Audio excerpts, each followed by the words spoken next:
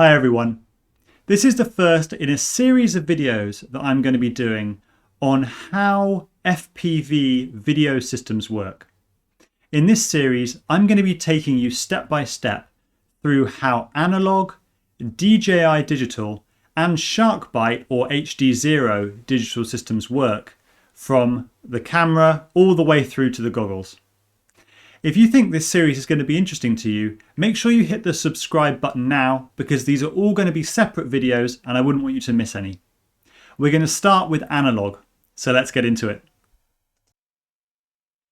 Let's start by looking at the whole analog video system. So this is the whole process that takes the image that falls on the sensor of your camera all the way through to the radio frequency that is transmitted from your VTX and that is going to be received by your goggles. So obviously we start off with the image here. That's going to be passed through several lenses and land on this sensor. Most modern FPV cameras use a CMOS sensor. Some older legacy style cameras may use a CCD sensor. That sensor is going to turn that image into an analog signal for each pixel. And that analog signal is going to be sampled by some electronics to turn it into a digital representation of the image. And that digital representation of the image is going to be passed on to an image signal processing chip. Now, this is the chip that you control when you change things like the brightness and the white balance and the dynamic range, the wide dynamic range of the image. All of those settings are controlled by this image signal processing chip. That chip is going to try and turn the signal from the sensor into the best looking image that it possibly can. And these software approaches really make a huge difference to the image quality. Once that's done, the electronics in your analog camera is going to convert that image into an analog video signal, which is going to pass through the wire that links your camera to the VTX. And then your VTX is going to take that analog video signal and it's going to use it to modulate a radio frequency carrier wave, and then it's going to transmit it wirelessly through the antenna. So let's go through each of these steps in turn. In many ways, an analog FPV camera is still a digital device. In an analog FPV camera, the sensor converts photons of light into electrical charge. This electrical signal is sampled by an analog to digital converter, ADC, to create a digital representation of each pixel in the image. This raw digital image then undergoes image signal processing by an application-specific integrated circuit, or ASIC chip, which is a specialist type of microprocessor. And that chip does various things such as sharpening, wide dynamic range, white balance, all of these things, and it tries to improve the image quality and create the best possible image that it can based on the raw data that's coming from the sensor. This is all done digitally, but this improved image in an analog camera is finally converted into an analog video signal, and that analog video signal is what's sent to the VTX. FPV cameras either use a rolling or a global shutter. Now, with a rolling shutter, not every part of the image is captured at exactly the same moment. The middle of the image is captured first, and the top and the bottom of the image are captured later. And what this can cause is a little bit of spatial distortion, because if an object is moving while the image is being captured, you can actually see the effect of that movement, and it causes the object to look curved as it moves from the middle of the image to the top or the bottom. In contrast, a global shutter captures the whole image at exactly the same moment, so there's no risk of spatial distortion. Every part of the image is a freeze frame of an exact moment in time. DJI cameras, some HD0 cameras, and the vast majority of CMOS analog FPV cameras all use a rolling shutter. Some legacy analog cameras, particularly CCD cameras, might use a global shutter. And the HD0 Cam GS that's listed on the HD0 website uses a global shutter, even though it's a CMOS camera. There are advantages and disadvantages to both rolling and global shutters. With a rolling shutter, you can capture more light because the exposure can be a longer part of each frame. It also allows you to capture more frames per second with a given sensor, again because your exposure time can be longer relative to your frame rate. So if you have a fixed exposure time, that means you can have a faster frame rate. A disadvantage is that you can get a bit of spatial distortion because the image is not captured all at the same moment. When you compare that to a global shutter, the advantage is that there's no spatial distortion, all the pixels are captured together. But the disadvantage is that the maximum frame rate of the camera is typically halved when operating in that global shutter mode. And because the exposure time is shorter relative to the frame rate, it captures less light. And that means that you can get a noisier image and you might have poorer low light performance as well. So on balance, I would say for most FPV applications, a rolling shutter is absolutely fine. And that's what most of us are using. Analog video is interlaced. And what that means is in NTSC analog video, a new field is transmitted 60 times per second. And in PAL analog video, which is just a different format, a new field is transmitted 50 times a second. However, each of these fields only contains half the total number of lines in the full image. So you get a field that consists of just the odd lines and a field that consists of just the even lines.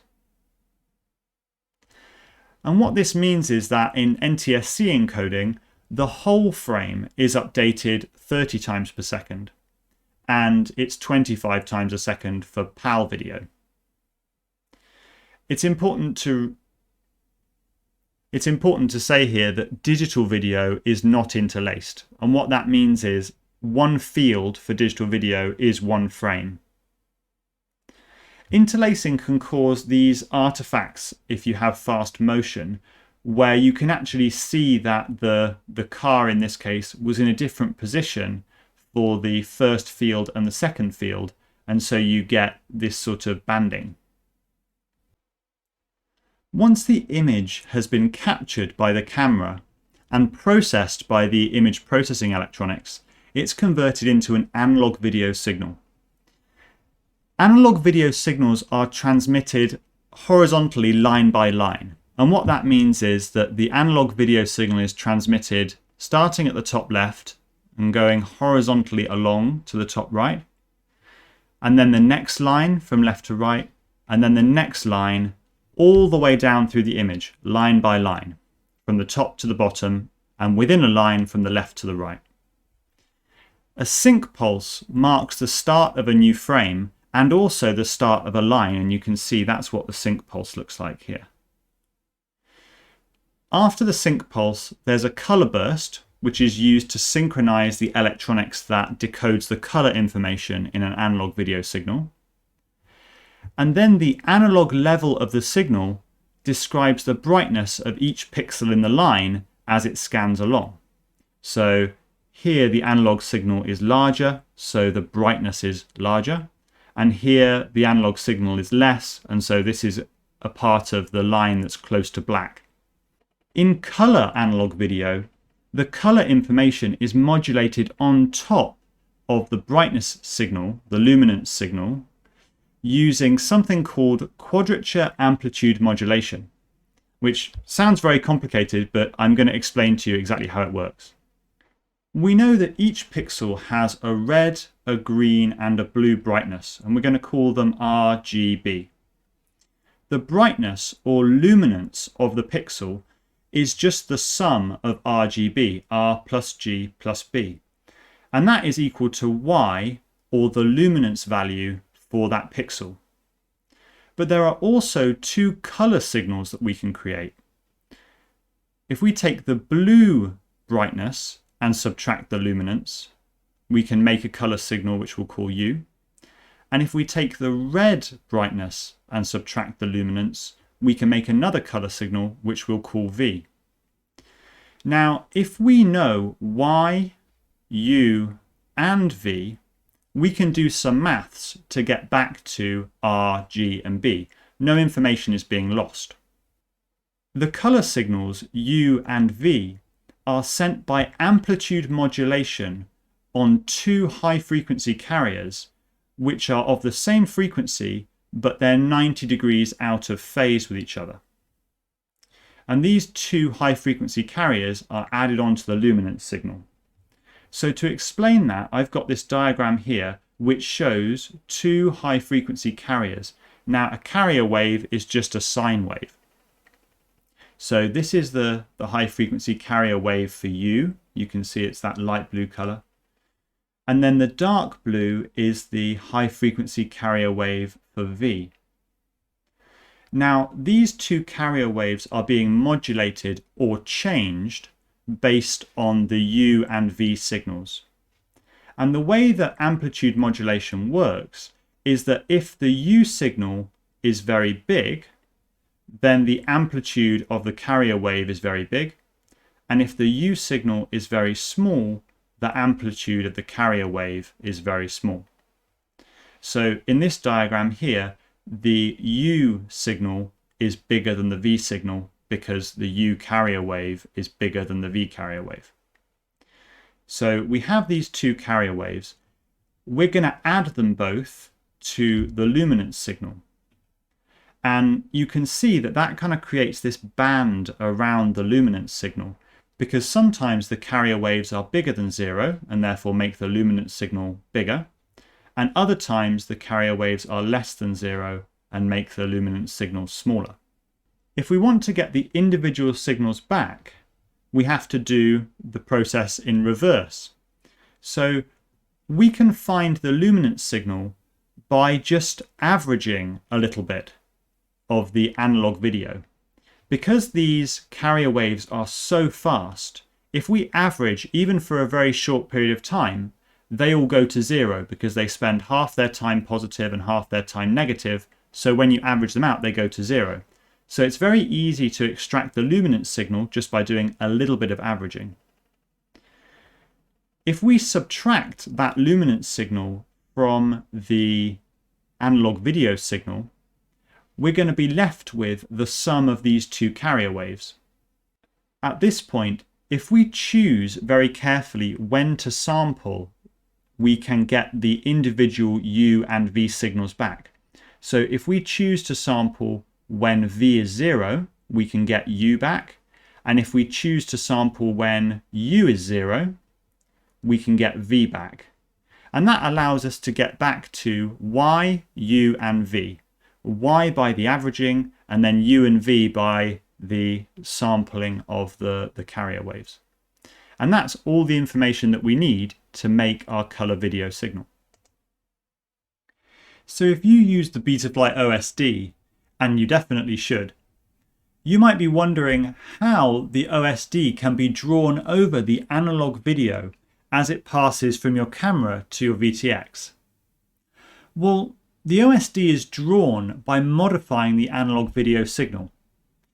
By momentarily pulling the signal high or low, parts of each of the video lines can be made to be white or black respectively.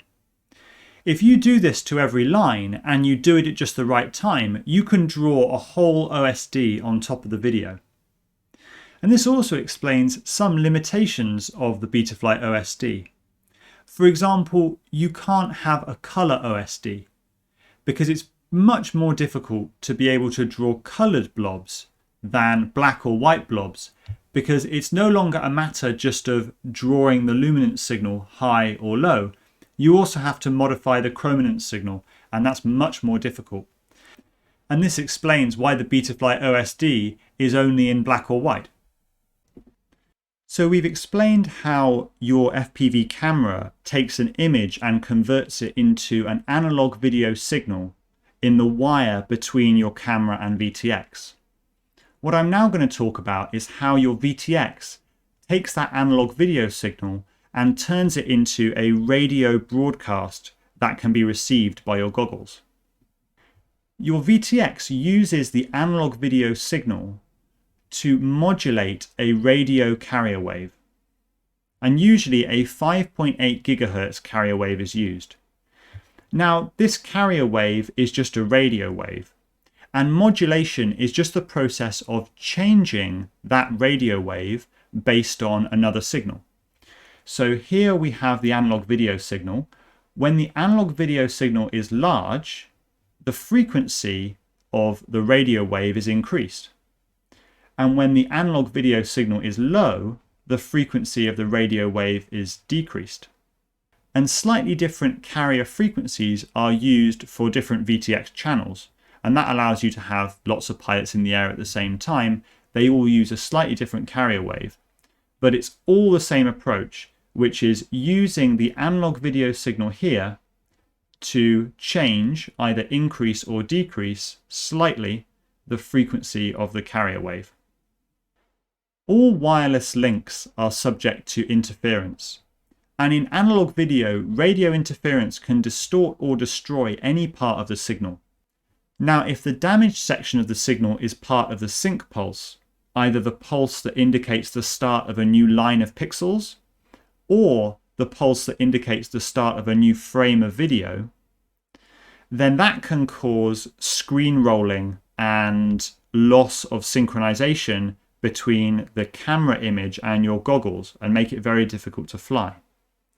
A more advanced video receiver might be able to reconstruct the sync pulse by estimating when it should have arrived based on previous sync pulses. But if the interference affects some part of the displayed video signal, then no correction is possible. And that's going to lead to the sort of snowy artifacts that you see when you lose signal on analog video.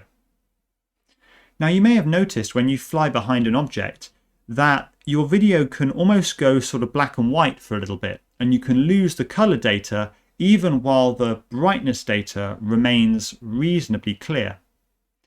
And this is because the chroma data, the color data, is much more delicate than the brightness data. It's much more easily damaged and lost. And that's not a bad thing, actually, because it's quite possible to fly a drone in black and white, but it's completely impossible to fly it if you don't know the different brightnesses of things, because your eye is much more sensitive to brightness than it is to color. When the radio signal reaches your goggles, the exact same process happens in reverse. So firstly, the VRX module in your goggles demodulates the radio signal to recover the analog video signal, which is the same signal that was in the wire between your Analogue FPV camera and your VTX. That analog signal is sampled by some electronics inside the goggles and converted back into a digital image. The video is also de-interlaced to create 60 frames per second of digital video, which is used to drive the display. If your camera is set to PAL instead of NTSC, then that will be 50 frames per second of digital video. And then the display creates an image which you're able to see. I hope you enjoyed this video and that you now feel like you know a little bit more about how analog FPV video systems work. In some future videos, I'm going to be doing similar explanations for the DJI digital FPV system and the HD0 or SharkBite digital system as well. So click the subscribe button now if you don't want to miss out on those videos when they come out. If you like the work that I do and would like to support me, I have a Patreon. Patrons get access to my Discord server where they can discuss FPV topics with me and other like-minded pilots, and they also get some sneak peeks into some of my more secret projects. If that interests you, I'll put a link down in the video description. That's all I have for you for today. So until next time, I wish you all very, very happy flying.